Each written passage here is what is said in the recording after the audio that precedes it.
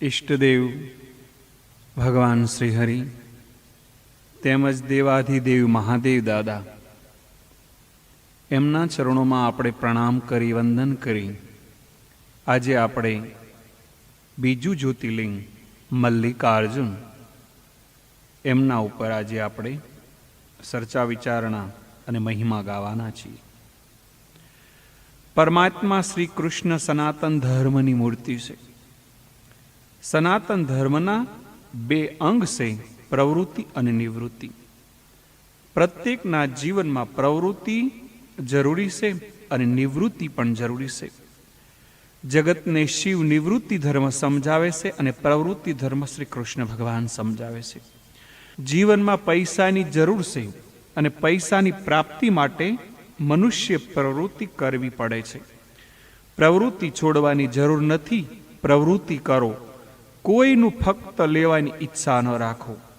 જે બીજાનું મફત ખાય છે તે પોતાને ખવડાવનારને થોડો પણ પુણ્યનો અંશ આપે છે. પુણ્યનો અંશ આપવો પડે છે.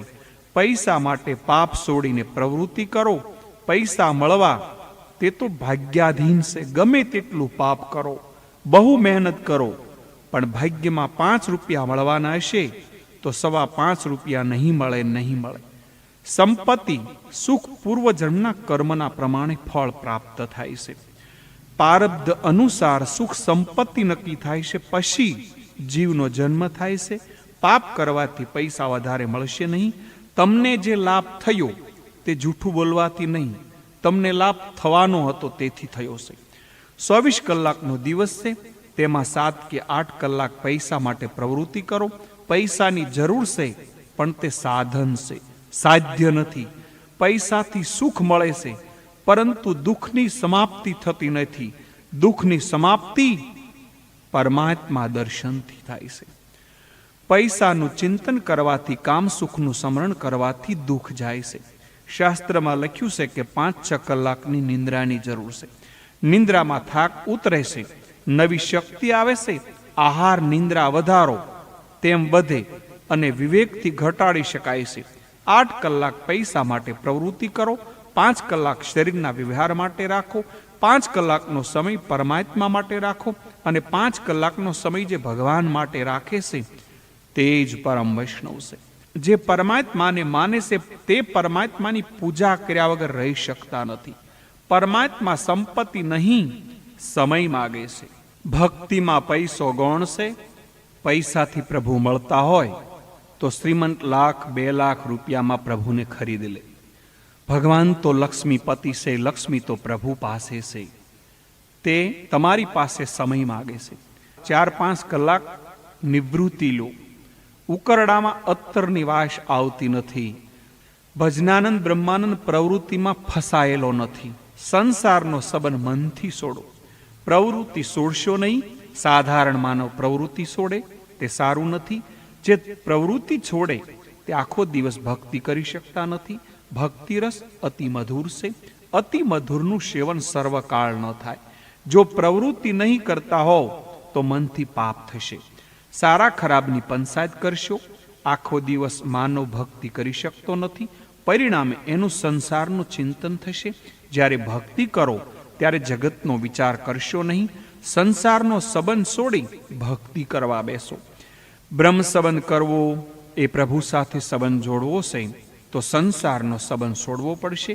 ભક્તિ કરવા બેસો તો વિચારો, હું બિંદુ છું, મારા પ્રભુ સિંધુ છે, હું અંશ છું અને મારે પરમાત્માને મળવાનું છે. શંકરની ભક્તિ કરવી હોય તો હું કાશીમાં છું. ગંગાજળ લઈ કાશી વિશ્વનાથને ચડાવું છું. મનથી પ્રભુમાં ધામમાં ચાલ્યા જાઓ. તમારા ઘરને, તમારા ગામને ભૂલો. મનથી તમારા ઈષ્ટદેવના ધામમાં ચાલ્યા જાઓ. મનથી માનો અત્યારે હું કોઈનો નથી. ભક્તિના સમયે કોઈની સાથે બોલશો નહીં. ભક્તિ સમયે કોઈ આવે તો હાથ જોડો. આંખ ન આપશો. મારા ભગવાનથી મોટું કોઈ નથી એમ માનો. ભક્તિના સમયે આંખ ભગવાનમાં સ્થિર રાખો. ભક્તિના સમયે તમે જેને આંખ આપશો તે આંખમાંથી તમારા મનમાં આવશે. જીવનમાં પ્રવૃત્તિની બહુ જરૂર છે. પ્રવૃત્તિ છોડો. વિષયાનંદ છોડો. ધ્યાન જપ કરશો તે સમયે ભજનાનંદ બ્રહ્માનંદ મળશે, ભક્તિમાં વિષયાનંદ છોડવો જ પડશે. ભગવાનની પૂજા કરવાની બહુ જ જરૂર છે. કેટલાક ગીતા પાઠ કરે, પ્રાર્થના બોલે, પણ પૂજા કર્યા વિના પરમાત્મા પ્રાર્થના સાંભળતા નથી. પૂજા કર્યા પછી પ્રાર્થના કરો તો પરમાત્મા પ્રસન્ન થાય છે. ભગવાન તો અતિ ઉદાર છે. પ્રેમથી તુલસી પત્ર ધરો, મિશ્રીનો ભોગ ધરો, પ્રભુ પ્રસન્ન થાય છે. કોઈ શ્રીમંત હોય તે સિંહાસન બનાવે, સોના ચાંદીની મૂર્તિ બનાવે તોય પ્રભુ પ્રસન્ન થાય છે, અને ગરીબ સાદી મૂર્તિ બનાવે તોય પ્રભુ પ્રસન્ન થાય છે, અને ગરીબ સાદી મૂર્તિ કોઈ ચિત્ર સેવામાં રાખે તો પણ પ્રસન્ન થાય છે. જ્યારે પૂજા કરવા બેસો ત્યારે ઈષ્ટદેવમાં સાક્ષાત ભગવાન છે એવી ભાવના કરો. જે પરમાત્મા વૈકુંઠમાં છે તે જ મારા ઘરમાં આવ્યા છે એમ ભાવના કરો. ભગવાન મારા માલિક છે, સર્વશ્રેષ્ઠ છે, હું એમનો નોકર છું. તેને દીન ભાવ રાખી, દાસ્ય ભાવ રાખી પૂજા કરો. આવો વિચાર કરવાથી પ્રભુમાં પ્રેમ વધે છે. કેટલાક પવિત્ર ગ્રંથોનું વાંચન કરવું, કેટલાક બહુ પુસ્તકો વાંચે છે. બહુ ગ્રંથ વાંચનારનું શબ્દ જ્ઞાન વધે છે. શબ્દ જ્ઞાન વધે તે ચર્ચા બહુ કરે, બહુ વાતો કરે. મારું મન જેટલું ખરાબ છે એટલું જગતમાં બીજું કંઈ ખરાબ નથી.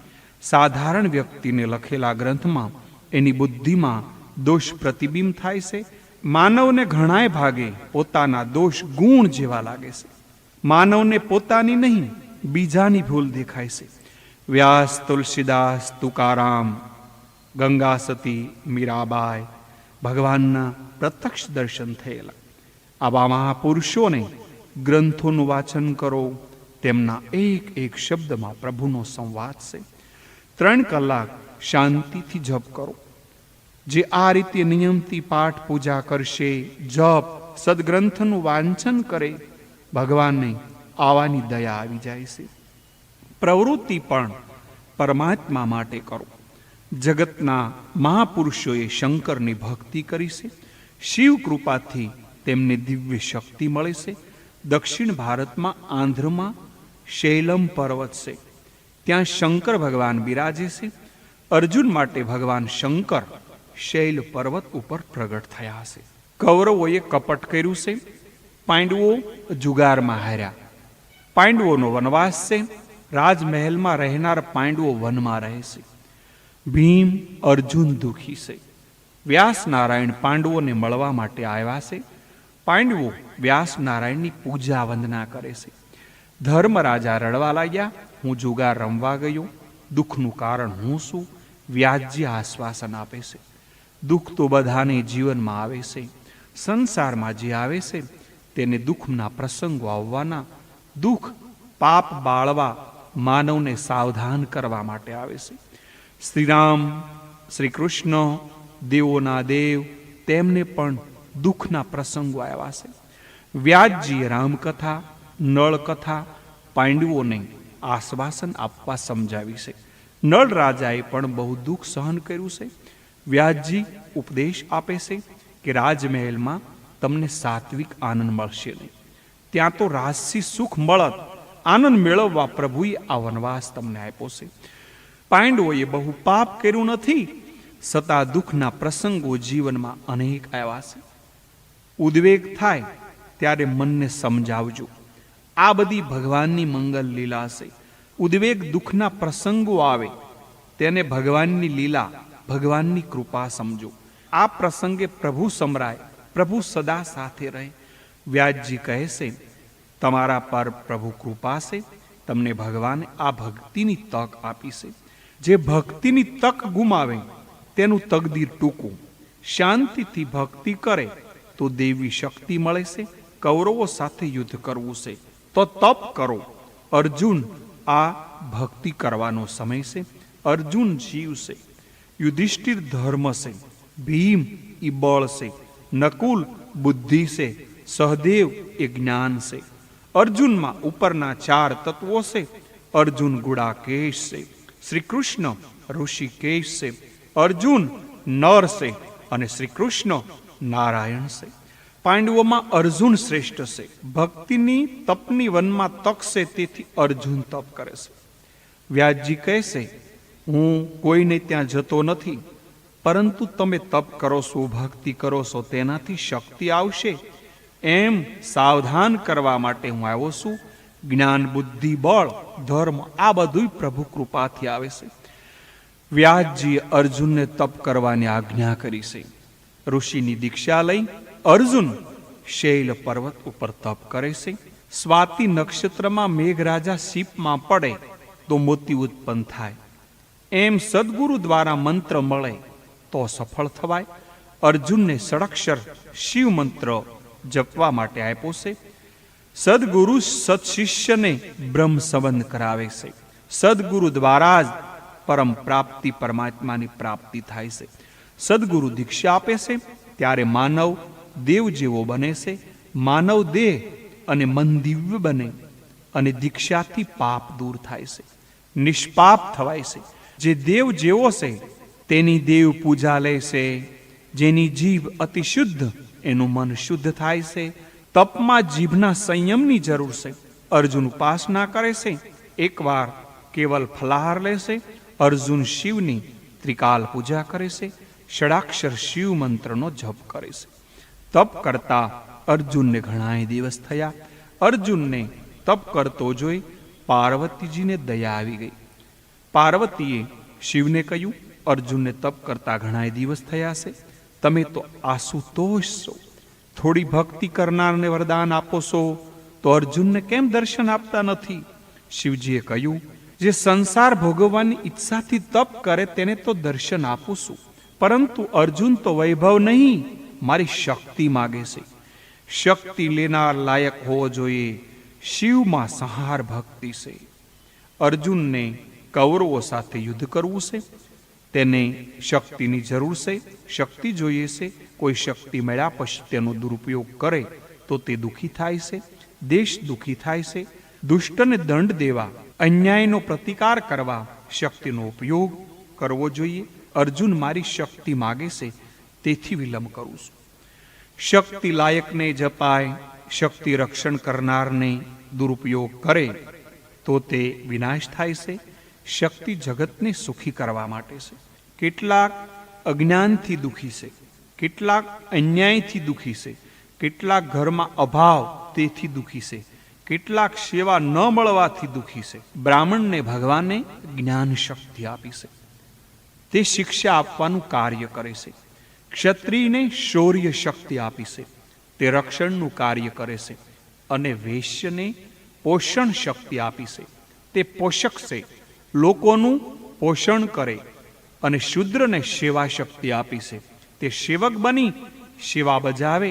ભગવાનમાં 4 શક્તિ છે, તેથી ભગવાન આ રીતે દાન કર્યું છે. સમજણમાં બહુ સુખ છે. જગતના જ્ઞાનને દૂર કરવાનું કામ બ્રાહ્મણનું છે. જ્ઞાન શક્તિ બ્રાહ્મણમાં છે. જ્ઞાન શક્તિથી બ્રાહ્મણ જગતને શાંતિ બક્ષે છે. ક્ષત્રિય રક્ષક છે. ક્ષાત્ર શક્તિનું કામ રક્ષણ કરવાનું છે. ક્ષત્રિય હાથ છે, બ્રાહ્મણ મુખ છે, હાથનું કામ રક્ષણ કરવાનું છે. અને ક્ષત્રિય અન્યાય થવા દે નહીં, દુષ્ટને દંડ દે. વૈશ્ય પોષક છે, વૈશ્ય શ્રેષ્ઠ છે.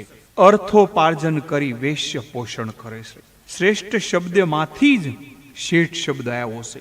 અને શુદ્ર સેવા શક્તિ છે. અર્જુન ક્ષાત્ર શક્તિ માગે છે. સંહાર ક્ષાત્ર શક્તિ કરી શકે. આપણા દેવો પણ અલગ અલગ શક્તિ સિદ્ધ છે. બ્રહ્મા સર્જનનું કાર્ય, વિષ્ણુ પોષકનું કાર્ય અને મહેશ સંહારનું કાર્ય કરે છે. પાર્વતીએ શિવને કહ્યું, અર્જુન લાયક છે, તેને શક્તિ આપો. શિવે કહ્યું, ક્ષત્રિયનું કામ રક્ષણ કરવાનું છે. શૌર્ય દાખવવાનું રક્ષણને બદલે જો તે તપ કરે તો બ્રાહ્મણના ગુણોને પામે. આવા બ્રાહ્મણ ગુણો પામેલા ક્ષત્રિયને સાહીને જોવા મારી શક્તિને આપીને શું કરું? શિવ અર્જુનની પરીક્ષા કરે છે. ગણોને આજ્ઞા કરી છે, ગણો ભીલ થયા છે. શિવ ભીલ રાજા થયા છે. પાર્વતી ભીલડી થયા છે. અર્જુન પાસે ડુક્કર દોડતું આવ્યું. અર્જુને ધનુષ પર બાણ ચડાવી ડુક્કરને માર્યું છે. શંકરે પણ બાણ ચડાવી ડુક્કર પર છોડ્યું. ડુક્કરનો શિકાર થયો. પણ શિકાર લેવા ભીલ વેશમાં શિવને અને અર્જુનને શબ્દ યુદ્ધ થયું. ડુક્કર પોતાનો શિકાર હોય ન લેવા પડકાર ફેંકે છે. ભીલો કહે છે કે અમારા માલિકનો શિકાર છે, અમારા માલિકનું બાણ ડુક્કરને વાગ્યું છે. અર્જુનને મન ડુક્કરની કિંમત નથી, વિના કારણ અન્યાય થાય તે મહત્વનું કારણ છે. ભીલો અર્જુનને કહે છે, અમારા માલિક સમર્થ છે, તું ચાલ્યો જા, તેમની સાથે વેર ન કર. અર્જુને કહ્યું, મેં બાણ માર્યું છે, શિકાર મારો છે. અર્જુન ક્ષત્રિય છે, તેણે ઉગ્ર રૂપ ધારણ કર્યું. ડુક્કરને એક સમયે 2 બાણ વાગ્યા. પ્રથમ બાણ કોને વાગ્યું તેનો વિવાદ થયો છે. પરિણામે ભીલ રાજાના વેશમાં શિવ છે, તેની સાથે અર્જુનનું ભયંકર યુદ્ધ થયું છે. શિવનું આ યુદ્ધ અર્જુનને પરીક્ષા માટે છે. અર્જુનનું ધનુષ શિવે તોડ્યું, શસ્ત્રોનો નાશ કર્યો. ભીલો અર્જુનને હજી પણ માની જવા સમજાવે છે. સમર્થ સાથેના યુદ્ધથી તારું મરણ થશે એમ કહે છે. અર્જુન કહે છે, હું લડીશ, અન્યાય નહીં સહન કરું. દ્વંદ્વ યુદ્ધ થાય છે, કુસ્તી થાય છે. અર્જુનની છાતી ઉપર શિવ સડી બેસે છે. અર્જુન વ્યાકુળ થાય છે. વ્યાકુળ માતે ક્ષડાક્ષર શિવ મંત્ર બોલે છે. અર્જુન શિવ સ્મરણ કરે છે. તેથી ભીલવેશ તજી શિવ ભગવાન પ્રગટ થયા છે. આ જોઈને અર્જુન પોતાની ભૂલ થઈ તે માટે ક્ષમા માગે છે. પોતે ભગવાન સાથે યુદ્ધ કર્યું એથી અર્જુન ક્ષમા માગે છે. શિવજી કહે છે, અર્જુન, હું તો તારી પરીક્ષા કરતો હતો, તે પરાક્રમ દાખવ્યું, તેથી હું પ્રસન્ન થયો છું. શિવજીએ અર્જુનની ભક્તિથી, શક્તિથી પ્રસન્ન થઈ પાસું પતાસ્ત્ર આપ્યું છે. ભગવાન શિવે અર્જુનની સાથે રહેવાનું વરદાન પણ આપ્યું. આ ઘટના બની તે શૈલ પર્વત, અહીં મલ્લિકાર્જુન જ્યોતિર્લિંગ છે. કાળના પ્રવાહમાં બધું છિન્ન ભિન્ન થઈ ગયું. આ પ્રદેશમાં એક વીર રાજા રાજ્ય કરતો હતો. તેને એક કન્યા હતી, તેનું નામ ચંદ્રાવતી હતી. ચંદ્રાવતી શંકરને પિતા, પાર્વતીને મામાની પૂજે છે. આ રાજકન્યાને વિલાસી જીવનની ઘૃણા છે. આ ચંદ્રાવતી રાજમહેલ છોડી તપ કરે છે. સાધુ તે છે જે બીજાને સ્વાર્થ સિદ્ધ કરાવે. ચંદ્રાવતી તપ કરે છે, સાથે ભીલોનો વાસ છે. ચંદ્રાવતી ભીલો સાથે સત્સંગ કરે છે. જીવ અલ્પજ્ઞ છે. શિવ અનંત શક્તિવાળા સર્વત્ર છે. જે તરે ને તારે તે સંત. ચંદ્રાવતી ભક્તિ તો કરે છે, તપ કરે છે, સાથોસાથ રોજ 4 કલાક ભીલોને શિવ ભક્તિનું મહાત્મ્ય સમજાવે છે, શિવ કથા કરે છે. ચંદ્રાવતી અજ્ઞાની જીવોને ભગવાનના માર્ગે વાળવાનું કામ કરે છે. માયાના પ્રવાહમાં તણાતા જીવોને ચંદ્રાવતી ભક્તિમાં પ્રવાહમાં લઈ જાય છે. ચંદ્રાવતી શિવ સેવા સાથે સમાજ સેવા પણ કરે છે. સમાજ સુધારાનું કાર્ય કરે છે. ચંદ્રાવતી તપ કરે છે, વનમાં છે. તેની પાસે ઘણી ગાયો છે. આ ગાયોની સેવા કરે છે. ઘણી ગાયોમાંથી એક ગાય એકદમ દૂધ આપતી નથી. આ ગાય જંગલમાં દૂર જઈ પોતાનું દૂધ કોઈ દટાયેલ શિવલિંગ ઉપર અર્પણ કરે છે. ચંદ્રાવતીને આ દ્રશ્ય સ્થળની ભાળ મળે છે. આ એ સ્થાન જ્યાં અર્જુને તપ કર્યું. અર્જુનને શિવ દર્શન થયા હતા. આ શિવલિંગ પર ગાય દૂધ અર્પણ કરતી હતી. કાળનું ચક્ર બદલાયું અને અદ્રશ્ય શિવ પ્રગટ થયા. મલ્લિકા એટલે મોગરો. ચંદ્રાવતી ભગવાનને મોગરાની માળા અર્પણ કરતી. ચંદ્રાવતીએ શિવ દર્શન માટે તપ કર્યું હતું. પ્રથમ શિવ દર્શન થાય છે. ચંદ્રાવતીની ઈચ્છાથી શિવ સાથે પાર્વતી પણ પ્રગટ થઈ દર્શન આપે છે. મલ્લિકાનો બીજો અર્થ પાર્વતી પણ થાય છે. મલ્લિકાર્જુન શબ્દમાં શિવ અને પાર્વતી બંનેનો અર્થ સમાયેલો છે. આ શબ્દમાં સ્વરૂપમાં અર્ધ નારી નટેશ્વરનો ભાવ છે. અર્ધ નારી નટેશ્વર એટલે કે શિવ અને પાર્વતી બંને એક જ અંગમાં છે. શિવ પાર્વતીના નૃત્યનું આ સ્વરૂપ છે. શૈલ પર્વત પર મલ્લિકાર્જુન જ્યોતિર્લિંગના પ્રથમ શિવ અને પછી પાર્વતી પ્રગટ થયા છે. બંનેના સુભગ તેજ પુંજનું જ્યોતિ સ્વરૂપ આ જ્યોતિર્લિંગ એ જ મલ્લિકાર્જુન. મનથી શિવની પૂજા કરો. માનસી પાપ કરીએ તો ભોગવવું પડે. એમ માનસી સેવા કરીએ તેનું ફળ પણ મળે છે. શિવની માનસ પૂજાથી મન શુદ્ધ થાય છે, અંતઃકરણ પાવન થાય છે. અહીંયા બીજા જ્યોતિર્લિંગ મલ્લિકાર્જુનની કથા પૂર્ણ થાય છે. આપ સર્વને મારા ભાવ અને હૃદયથી આપ સર્વના શરણમાં મારા પ્રણામ. હર હર મહાદેવ.